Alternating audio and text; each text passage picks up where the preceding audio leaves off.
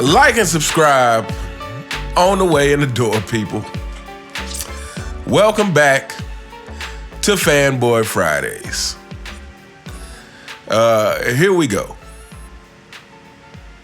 All right, come on, Rich Paul. Remember, call LeBron the GOAT. Remember, LeBron has had more pressure than Michael Jordan. Just whatever you do not call him the deer. Now, I know he's more like a deer than a goat, but you're getting played by LeBron, so you must continue to push the legenda. LeBron is the GOAT. Remember, whatever you do, don't call him the deer. LeBron James is the GOAT. Remember, LeBron James is the GOAT with platinum horns. He's not a deer. All right, we got this. Let's go. I just think LeBron's antlers is in platinum and Michael's may be in gold. So you read the question. And this question is really more for you fanboys because everybody else knows the answer to this. But let's go ahead and ask it again. When LeBron James flops, is that both lying and cheating? And the answer is, of course it is. Fanboys. I really don't know what to say, and I really am having a hard time grasping how anybody could support a player who is supposed to be one of the greatest of all time doing such things. To me, that is such an uncompetitive thing to do. And I've heard all the excuses, fanboys, so save it. Like the whole, oh, well, he's so big and strong, the referees won't call fouls, so he has to flop. Well, you know what? If he's going to do that, at least let it be when a real foul happens. If he's going to slide 20 feet across the floor, right? The bionic man, right? The $1 million a year on his body spender. You know, the bigger, faster, stronger superstar who gets nothing but praise for how in shape he keeps himself, for how strong of a player he is. If he's going to slide 20 feet across the floor, let it at least be when there's a real foul that actually happens. But see, here's the thing you guys don't really want to address and take the time to acknowledge is that flopping is cheating. And, you know, to have that kind of mindset already, to me, that should not only disqualify you from the GOAT conversation, but realistically, that should kind of take you out of contingency for being one of the greatest players. You know, it's too many people in the media who has this narrative of like, even if they think Michael Jordan's the GOAT, it's like, oh, well, of course LeBron is second place. Of course he's Stephen A. That's, you know, I can't stand Stephen A. But, you know, the only good thing about Stephen A. is he at least knows Michael is the GOAT. But he obviously is a part of this whole media-driven narrative to elevate LeBron James. Because even though he might not have him as the GOAT, surely anybody who watches this guy surely cannot have him at number 2. Just his antics alone disqualifies him from that. I mean, we're getting real on this video, people. Like, we're getting really real on this video. Like, we got to talk about some stuff. Like, you know, I think when I started this channel, I actually had LeBron at number 6 on my list. And, you know, the funny thing is, the more you research Michael Jordan, the greater he becomes. Like, but the more you research LeBron James, you really have to question where you have him ranked. And like I said, when I started this channel, and I got a lot of pushback from fanboys, LeBron's not top 5. Yeah, I mean, it's probably, if you've been following me long enough, you know that one of my first videos I did was something to the effect of why LeBron James isn't top 5. Got a lot of pushback. This guy clearly doesn't know what he's talking about. If he doesn't have LeBron in his top 5, well then, he clearly doesn't know basketball. No. If you got LeBron in your top 5, you are ignoring a lot of things. Which kind of brings us to another thing. It's like, how, because I feel like in general, people base their rankings, on resume. On championships, stats and accolades. But at what point do you have to look past that? At what point do you have to say, okay, yeah, he has 4 championships, 4 finals MVPs, but how did he get them? At what point do we actually have to be real and start looking at that? At what point does how you do it factor in to the resume? Like, let's say someone comes along in this new era of controlling your own destiny, controlling super teams, and, hopefully it gets better before it gets worse. But what if it gets worse and, 5 years from now we see a team that has 7 of the top 15 players in the league all on one team? And let's say they win 9 or 10 championships. Let's say they are able to tie Bill Russell. Do they get credit for that? I mean, are we really going to place them in the top? Because 7 stars chose to team up on one team for the sake of winning a ring? At what point does how you do it play a factor? At what point does some of the things that LeBron James did and how he did it detract from his resume? Yeah, he has 4 championships with 4 finals MVPs. He created super teams. He controlled who was on his teams. And again, fanboys, yes, it matters if the players do it versus the organization. It matters. Again, I've said this in another video, but it matters because when you as a player decide to do it, you are making a conscious effort. You are making a choice to join the competition rather than beat them. If the organization does it, then hey, it was out of your control.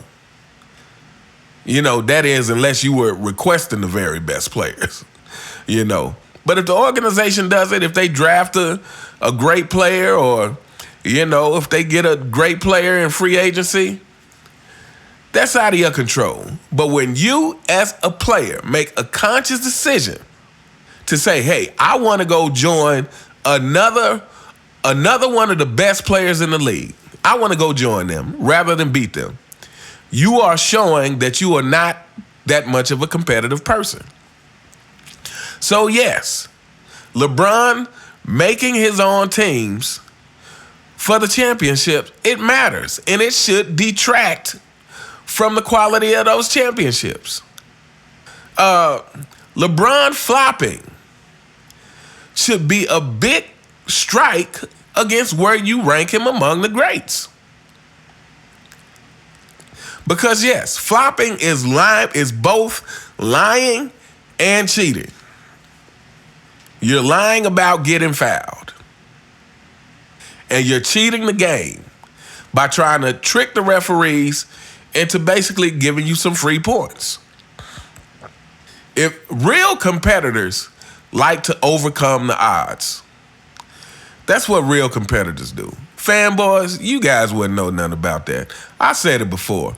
You fanboys are a reflection of LeBron James himself. So the fact that you defend him so fiercely, as if he's one of your family members, or more than that, in some cases, the fact that you defend him like that, to me, you're defending your own lack of competitiveness. You're defending your own desire to be crowned something without earning it. You guys would be perfectly happy with that. If someone, you know what, you guys would be happy if someone just came and handed you an NBA trophy and you never played a day in your life. I'm sure you would go parade it around like, hey, I'm an NBA champion now. At what point does these factors start diminishing your resume, no matter what it is? You know, recently Michael Cooper said something about LeBron James eating on the bench. And, you know, you may say that's not a big deal, but see, here's where it becomes a big deal. When you add it up with all the other antics that this guy does, then it just becomes another example of LeBron not respecting the game. It's like if you're going to be out there and be seen, even if you're sitting on the bench, like be engaged in what's happening. And if you want to go eat, then leave. You might as well leave, because even when you're on the court, you're not there. But, yeah, so the more I evaluate LeBron, I really think it's time to move him out of my top 10. I mean, how can I put him above players like Tim Duncan? How can I put him above Tim Duncan? Just from his antics alone, just from his flopping, he should not be above Tim Duncan. So, yeah, I'm going to have to really sit down and evaluate where this guy should really be ranked. Where is the balance between, okay, he does have one of the better resumes, but how he got it and this flopping thing should really severely affect his ranking. So, yeah, I'm really thinking, you know, he's going to have to fall out of that top 10, you know, for me. Because how can you put him above someone who has played the game honestly, who has competed fiercely, even if they don't have as many championships as him? How can you put him up? Fanboys. Look, fanboys, be real with yourselves. Like be real honest with yourself. Like, dude, are you behind your Kings flopping? Do you agree with that? Do you justify that? Because if you do, it's something really wrong. And I'm going to be anxiously waiting to see what kind of comments you guys come up with to defend that. Anyway, this is a short video. Like I said, I just had to really, the more I dig in on LeBron, you know, it's hard to have this guy in the top 10. It's hard to put him in the top 10 greatest players in the history of the NBA when you do stuff like flopping. When you had the benefit of choosing who you wanted to play with and only coming up with 4 championships. And that's another thing with LeBron James. When you fanboys like to, because you guys love to post about how can a guy with 4 championships and 4 finals MVP, you guys love posting that in the comments. But to me, when you say LeBron has 4 championships, what you really need to be saying is he only has 4 championships. The guy got to create his own teams. And he only has 4 championships. I mean, let's be real. I mean, I'm gonna say this knowing it could never happen because Michael Jordan is a competitor. Again, this is what we're talking about. You know, I'm sure you guys have seen my video on Kobe by now. It's just no real competitors in the league, and LeBron is the beginning of that. But let's, like I said, let's just say this. It would never happen because Michael Jordan is a competitor. But what if Michael Jordan decided to team up with Shaq? Decided to team up with Shaq and Penny. I mean, how many championships are we talking about? What if Michael Jordan decided to team up with Grant Hill and Akeem Olajuwon? They would have been running championships probably well into... They probably would have been running championships well into about 2005. Because again, say what you want about Michael Jordan in the Wizards years. Like, he truly didn't have a team, fanboys. And even with that, again, not only was the team getting better from month to month, but by the time Jordan got injured, his numbers were close to where they were when he retired in Chicago. So imagine if Jordan actually teamed up with two of the better players in the league at the time. I'm almost certain he would have outdone Bill Russell. But again, that would never happen because Jordan is a competitor. So again, the fact that LeBron has chosen his teams and only has 4 championships, to me, that is the phrase, fanboys. When next time you say 4 championships, make sure you put the word only in front of it. Well, you know, my king only has 4 championships. Then you would be you would be saying a more accurate statement. Anyway, that's gonna wrap this up. Let me know what you guys think in the comments. Do you agree that flopping is both lying and cheating? And let me know where you guys got LeBron ranked. Like I said, when I started this journey, I had LeBron at number 6, but in the next week or two, I'm about to sit down and reevaluate because, it's hard to have this guy in your top 10. It really is. If you're talking about how he did it, it's hard to have this guy in your top 10. Anyway, let me know what you guys think in the comments. You all have a truly fantastic day, and I will see you next time. All right.